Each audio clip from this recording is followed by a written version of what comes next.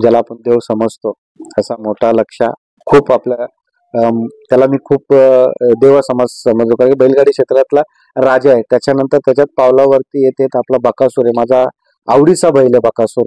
म्हणजे ते बैल म्हणजे एक देव आज्ञा आणि देवाची त्याच्यावरती खूप कृपा आहे. कारण की असा नंदी घडणं परत नाहीये. कारण की या नंदीच्या बद्दल बोलावं तेवढं कमीच आहे. 24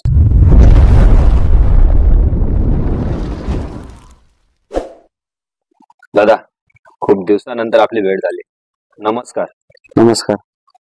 सर्वात पहिले दादा एक असा प्रश्न विचारतो की सावकार ग्रुप याचा फुल फॉर्म काय, की म्हणजे तुम्ही सावकार ग्रुप एवढ्या वर्षापासून जे नाव लावताय त्याचं पहिले आपल्याला अर्थ सांगा की सावकार ग्रुप हे नाव का लावतात. आमचे काका होते. काकांचं नाव दिनकर शंकर पाटील होते. त्यांचं 82ला मर्डर झाला आणि त्यांना सगळं त्यांचं मित्रमंडळी ते ज्या कंपनीचे लीडर होते ते लीडर वगैरे सगळे त्यांना सावकारच बोलायचे. त्यांचा दुःखद निधन झाल्यानंतर आमची सावकार क्रीडा मंडळ अशी एक क्रिकेटची टीम होती. म्हणजे आमच्या घरातच आम्ही नेहमी मी सांगतो का 47 ते 48 भाऊ आहेत आम्ही आणि आमच्या घरातल्यांचीच म्हणजे मोजके 2-4 जण सोडले तर आमच्या घरातल्यांचीच क्रिकेटची टीम होती. क्रिकेटच्या टीम मध्ये सावकार ग्रुप जो पडला तो आजपर्यंत आमच्या बैलगाडी क्षेत्र असू दे आम्ही कोणाला जर योगदान करत असेल त्याच ग्रुपने देतो. कारण की पिढी म्हणजे आज आम्हाला 40 ते 35-40 वर्ष झाले बैलगाडी क्षेत्रामध्ये. पण माझे आजोबा पण होते, आजोबा नंतर बाबा होते, बाबा नंतर आम्ही दोघे भाऊ सुरेंद्र पाटील आणि मी स्वतः आम्ही या छंद जोपासतोय. ते आमचा पिढी छंद आहे आणि तो जो ग्रुपचं नाव पडला तो तिथून आमच्या काकांच्या नावाने हा सावकार ग्रुप आम्ही त्याच ग्रुपमध्ये आम्ही सगळ्या गोष्टी करतो. दादा 35 ते 40 वर्षापासून तर तुम्ही नाच सांगता. तुम्हाला नाच कधीपासून लागला आणि कोणामुळे लागला? हा बाबांचा नाद होता. बाबा आमचे होते तेव्हा बाबांच्या जेव्हा आमची बैल होती, बाबा जेव्हा आजोबांनंतर बाबा छंद जोपासायचे तेव्हा मी लहान होतो. बाबा मला मैदानात घेऊन पण नव्हते जात कारण की शिक्षण शाळेमध्ये होतो. हाफचड्डीवरती आम्ही त्यावेळेला मी शाळेत जायचो. पण ज्या वेळेला बैल निघायची त्या टायमाला टेम्पो असायचे. आता पिकअप प्रत्येकाच्या बैलगाडा मालकाच्या पिकअप आहेत पण टेम्पो असायचे. टेम्पोच्या मागचा फालका मोठा असायचा 400चा. त्या फालक्याच्या मागे मी लपून जायचो मैदानाला. तिथून मला लहानपणापासून आवड आहे. बाबा असेल बाबा ओरडायचे वगैरे कारण की मैदानात शर्ती व्हायच्या आणि पूर्वी खूप काय गोष्टी पण घडायच्या मैदानात. म्हणून आम्हाला शिक्षणाकडे जास्त लक्ष बाबा द्यायला लावायचे. पण शेवटी बाबांच्या रक्तातला नाद तो आम्हाला पण लागला आणि आम्ही याच्यात ती परंपरा म्हणून आम्ही आता दोघं भाऊ पण हा छंद जोपासतो. पहिलेच्या बाबांच्या सोबत तुम्ही जे जायचे त्या शर्यती बिंजोडच्या आणि आताच्या बिंजोडच्या शर्यती काय फरक जाणवतो? त्यावेळेला पण शर्यती सुंदर अशा व्हायच्या आणि ह्या वेळेला पण शर्ती अशा सुंदर अशा व्हायच्या. त्यावेळेला म्हणजे खूप काय गोष्टी घडायच्या. म्हणजे खूप काय गोष्टी म्हणजे मेन गोष्ट तुमच्यासारखी युट्यूबवर नव्हते, सोशल मीडिया नव्हती आणि संबंध आणि शब्द त्यावेळेला खूप जोपासला जायचा होता. पण आताच सगळं शर्ती बैलगाडी क्षेत्र खूप वेगळं आहे. म्हणजे कुठलाही बैल कोणाच्या पायऱ्यामध्ये मग पळेल. त्यावेळेला स्वतःची बैल पण असायची. याचा बैल त्याचा बैल अशा काय कुठले जास्त प्रकार व्हायचे नाही. आणि ते जुनेची लोक जे शर्ती खेळायचे ते यांच्याकडून खूप काय अशा गोष्टी शिकण्यासारख्या आहेत. आताच्या आमच्यासारख्या यंग जनरेशनला म्हणजे रिलेशन कसे ठेवायचे, रिलेशन कसे जपायचे, कोणाशी काय भाषा वापरायची, कोणाला किती म्हणजे मोठ्यांना काय आदर द्यायचा, हे खूप काय त्या जुन्या लोकांनी आपल्याला शिकवण दिले आणि ती शिकवण आपण जोपासण्याचा प्रयत्न करतो. बैलगाडी शर्यतीने तुमच्या घराण्याला काय दिलं? बैलगाडी शर्तीने आमच्या घरात त्यांना सुंदर अशी तुमच्यासारखी मौल्यवान माणसं दिली. गावोगावी आमचे संबंध जोडले गेले लोकांशी. सुखात दुःखात सगळे लोक आमच्या सामील होतात, आम्ही त्यांच्या सुखात दुःखात सामील होतात. एवढे जीवाभावाचे सगळे मित्रमंडळी तिथे बाबांची ज्यांची रिलेशन होते आज पण तेच मान आम्हाला दोन्ही भावांना सगळे देतात. अजून श्रीमंती या बैलगाडी क्षेत्रामध्ये आपल्याला काय भेटली पाहिजे. जेव्हा बाबांचं निधन झालं त्याच्यानंतर चर्चा झाली सावकार ग्रुप बंद पडला, काय सांगाल? पण तुम्ही तो ग्रुप माझ्या मागच्या पण बाईट मध्ये सांगितला हा ग्रुप आम्ही जोपर्यंत आहे तोपर्यंत कधी बंद नाही पडणार. दादा काय सांगा?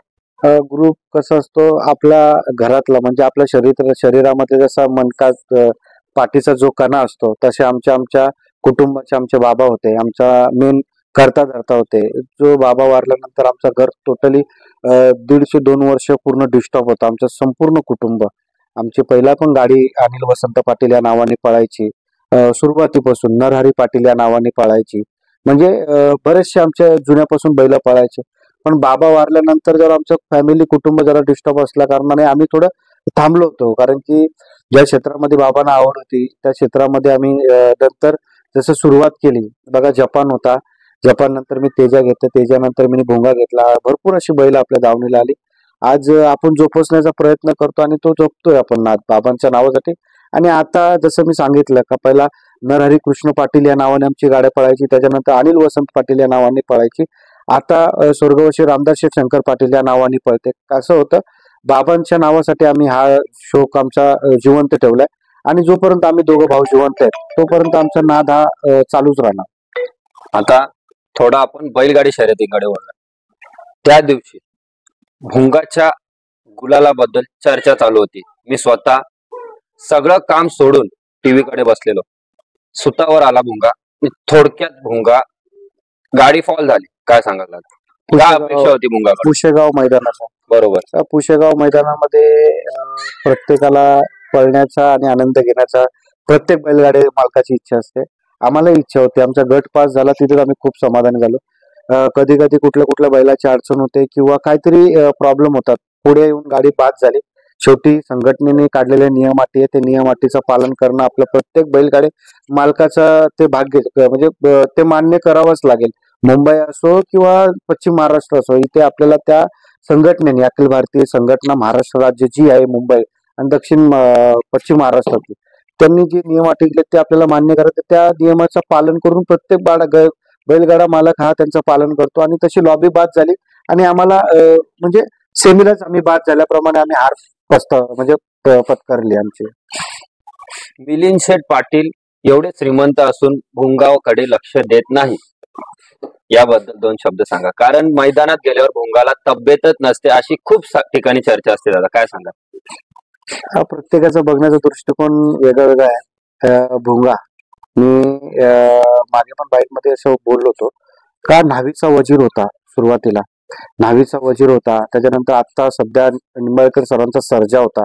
तुम्ही बघा, बैलगाडा मालक कुठल्याच आपल्या नंदीला कुठल्याच गोष्टीची कमी करत नाही. आज आपल्याला देवाने भरपूर काय दिलं. आपण ज्या नंदीने आपल्या महाराष्ट्रात नाव केलंय त्याला कुठल्याच गोष्टीची कमतरता. पण काय काय बैलांचं शरीर असं असतं का, इथे तुम्ही जर व्हिडिओ बनवता, पण व्हिडिओ मध्ये आता दावणीचा भुंगा तुम्ही नंतर थोड्या उशिरा बाजूलाच आहे आपल्या, थोड्या उशिरा ते दावणीचा भुंगा दाखवा आणि मैदानातला भुंगा दाखवा. काय काय बैलांचं शरीर हा मैदानात गेल्यानंतर डायरेक्ट चिंबकतो, म्हणजे बारीक होतो. कारण की त्यांना मैदानामध्ये, म्हणजे भुंगाला जर गुलाल लावला सकाळी, त्याला धुतलं तर तो पाणी पित नाही, अन्न खात नाही. त्याला माहिती मला आज पळायचंय. तो पूर्ण अंग त्याचा पळण्याच्या तयारीमध्ये तयार करतो. म्हणून तो लोकांना आणि त्याच्या प्रेक्षकांना असं दिसून येतो का कुठेतरी त्याची तब्येत कमी आहे. पण माझं तुमच्या युट्यूब मार्फत नेहमी सांगणं, आता तुमच्या व्हिडिओ मध्येच, आता तुमची जशी व्हिडिओ चालू आहे थोड्या उशीर जशी माझी बाईक संपते त्याच्यानंतर तुम्ही भुंगाचा व्हिडिओ घ्या. घरी भुंगा कसा दिसतो आणि मैदानात कसा दिसतो याचं लगेच तुम्हाला 2 मिनिटांमध्ये जिथं जागतं उदाहरण भेटून जाईल.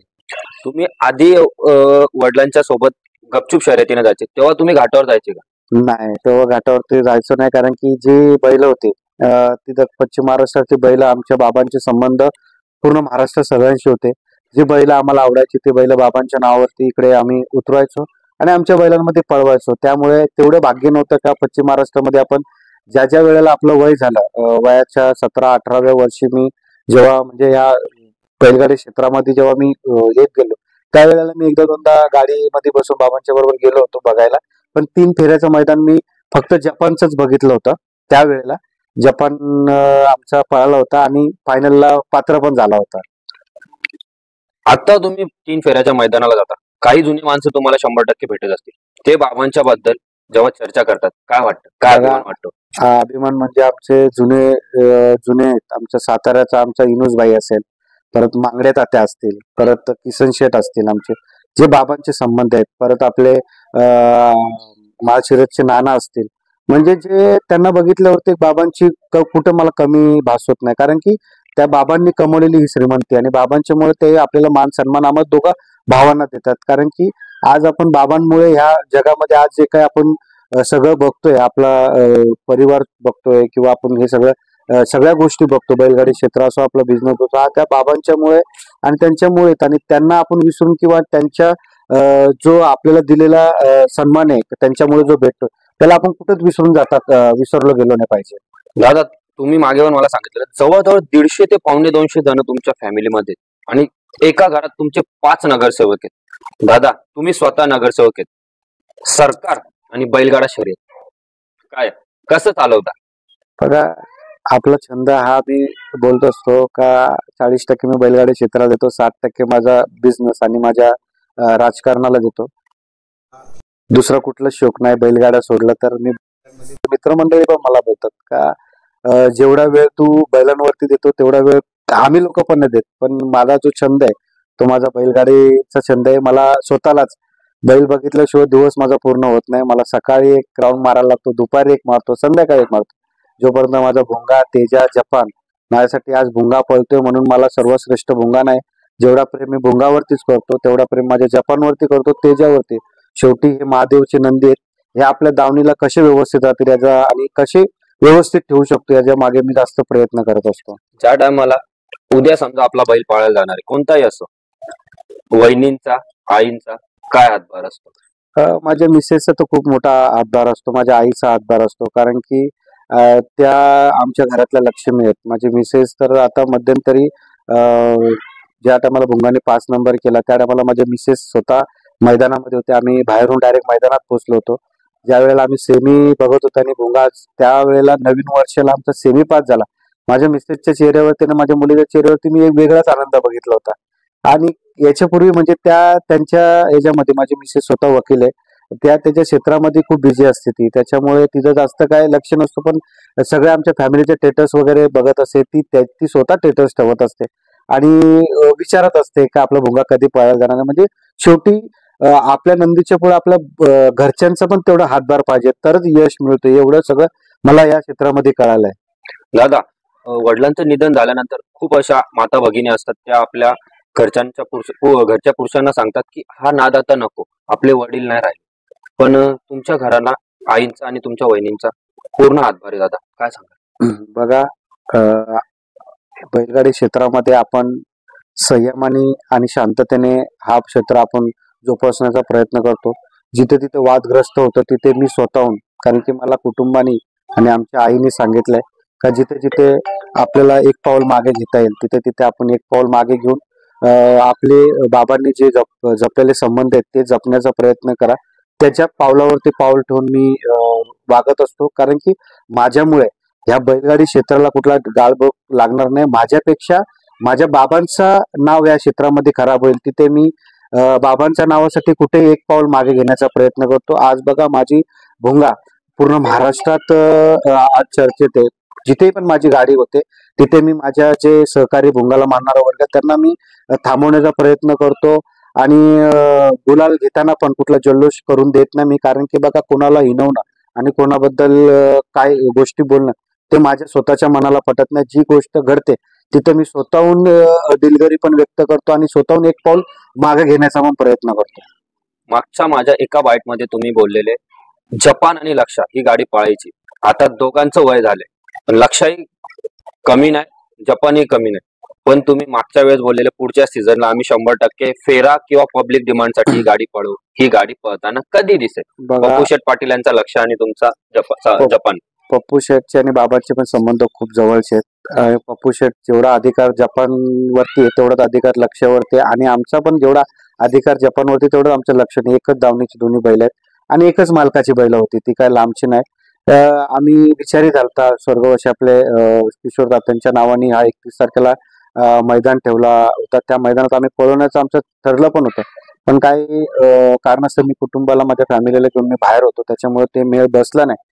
पण येणाऱ्या आम्ही पप्पू दादाशी चर्चा करून येणाऱ्या 26 जानेवारीला प्रेक्षकांसाठी ही जुनी आठवण म्हणून आमच्या बाबांच्या नावाने ही बैल पप्पू दादाशी चर्चा करून 26 जानेवारीला 100% पळवण्याचा प्रयत्न करेल. विठ्ठल नानांबद्दल 2 शब्द. नानांबद्दल काय सांगायचं? नानांबद्दल तर पूर्ण महाराष्ट्राला माहित आहे. संयमी आणि चांगल्या स्वभावाचे व्यक्ती आहेत.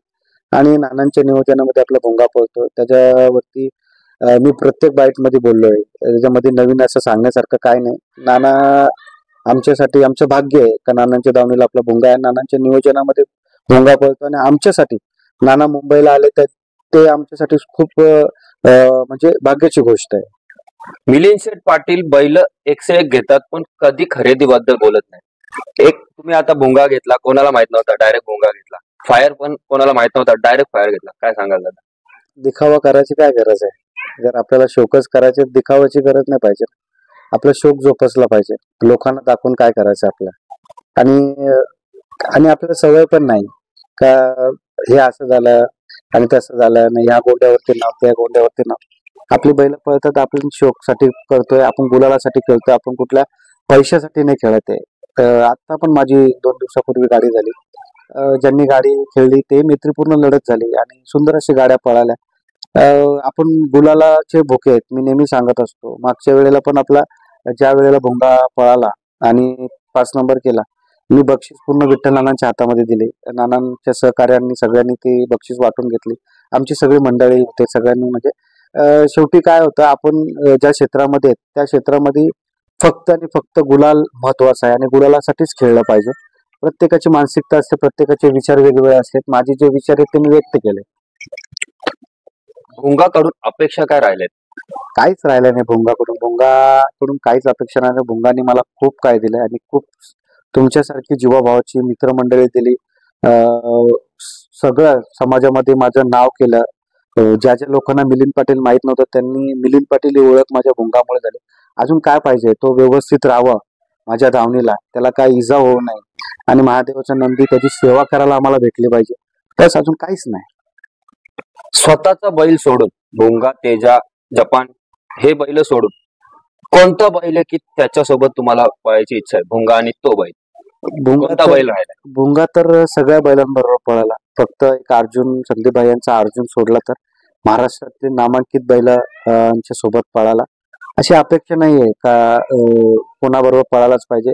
जिथे जिथे मित्रमंडळीची बैल पळतील त्या मित्रमंडळींच्या बैलांबरोबर पळायला पाहिजे आणि ती पण बैल उजेडात आली पाहिजे अशी ही एक माझी अपेक्षा आहे. अर्जुन आणि भोंगा पळताना दिसणार का कधी? बघू त्यांची इच्छा असेल आपण समोरून मी स्वतः फोन करेन. कुठल्या तरी 3 फेऱ्याच्या किंवा आपल्या मुंबईच्या मैदानामध्ये कधी योग आला आणि योग जुळला तर 100% पळताना पण दिसतील त्या. शेवटचा प्रश्न होता, भोंगा आणि जपान पब्लिक डिमांडसाठी कधी पळताना दिसेल? बघा ही जी बैल पळतात ही प्रेक्षकासाठी पळतात आणि त्यांची इच्छा असेल आणि जर तुम्हाला कमेंट बॉक्स मध्ये जर कमेंट्स असतील त्या बघा मी प्रत्येक बाईट मध्ये मी पण बघत असतो आणि आमची बरीचशी मंडळी पण बघत असते. जर मागच्या बाईट मध्ये पण मी बोललो होतो का प्रेक्षकांची इच्छा असेल का मुंबईमधले नामांकित बैला नंदी बरोबर आपला भोंगा हा पळवा तर 100% मी त्यांच्यासाठी पळवेन. आणि जसं जपान असेल शेवटी जपान आपल्यासाठी आज पण यंग आहे तसं पण त्याच्या वयाचा पण विचार केला पाहिजे.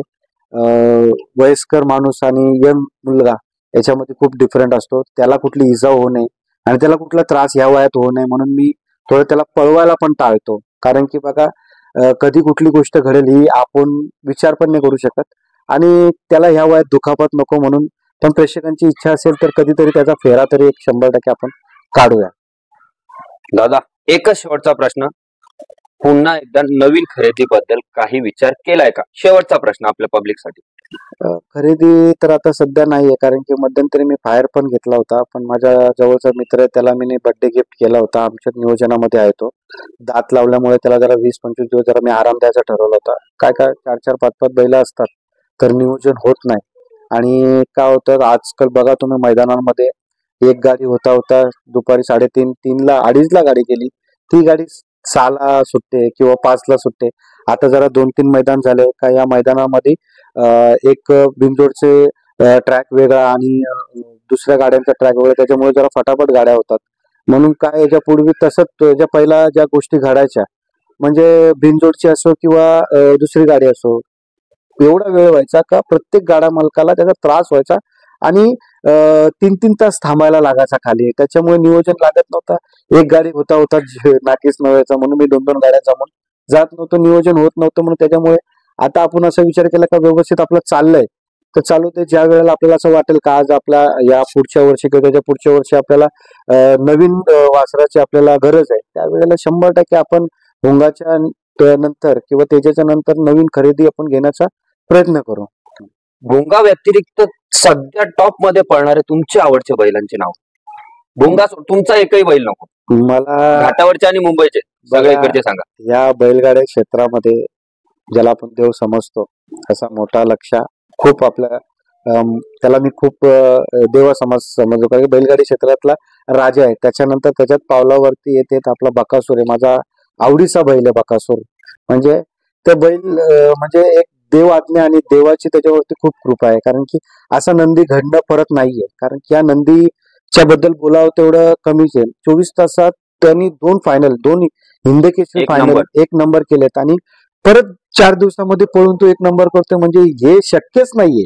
हे एक जादूच आहे, कारण की तो जो नंदी आहे त्याच्यावरती महादेवचाच अवतार येतो. बघा, मी पण कधी माझ्या बाजूने जात असतो त्याच्या अंगाला स्पर्श करून दर्शनही घेतो. मोहिलनी मला पण एकदा दोनदा बघितलंय, कारण की त्या नंदी महादेवचा, आपले पण नंदी आहेत पण तो एक वेगळाच नंदी आणि त्याच्यामध्ये महादेवचा तो या बैलगाडी क्षेत्रामध्ये अवतार आहे. तो काही करू शकतो, कधी काही येऊन इथे जो शरद मार खातोय आणि दुसऱ्या दिवशी जाऊन 1 नंबर करतोय, म्हणजे किती मोठं हे महादेवाचा त्याच्यावरती आशीर्वाद आहे. भुंगा आणि बकासूर एकदा पळाला होता, परत आपल्याला कधी पळताना दिसेल? 100% नानांच्या नियोजनामध्ये बघा, नानांच्या हातामध्येच हाताखालूनच बकासूर हा गेलेला आहे. त्यांच्या पाठोपाठ आपला भुंगा पण त्यांच्यात दावणीला आहे. नाना ज्या टायमाला ठरवतील आणि मोहिल शेठ वगैरे त्यांची जेवढी मंडळी त्यांच्या बरोबर आम्ही चर्चा करू. 100% कुठल्या तरी एक नामांकित मैदानामध्ये आपल्याला बकासूर आणि भुंगा त्यांची इच्छा असली तर पळताना आपल्याला दिसेल. एकदम शेवटचा प्रश्न, मुंबईचं किंवा घाटावरचं भुंगाचं आताचं पुढचं नियोजन कसं आहे? आता काल परवा दिवशी पळाला बैल थोडा नरम वाटत होता, जरा विचार केला जरा आराम द्यावा. बघू काय पोरांची इच्छा आहे, तेजा पण आहे आपल्याकडे. उद्या मैदानाला कुठं काय जायचं, आत्ताच तुम्ही आले म्हणून गोठ्यावरती आलो मी, नाही तर मी 8:30-9 ला येणार होतो.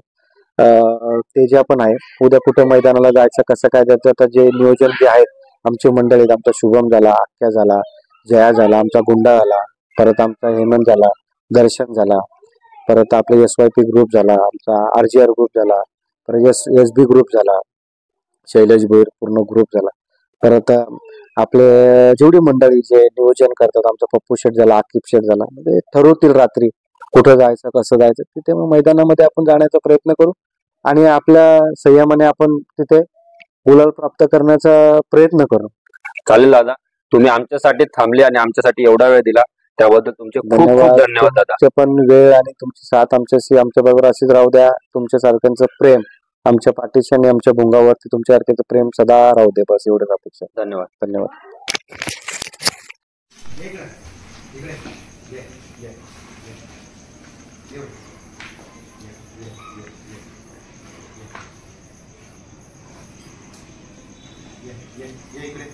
इकडे ये.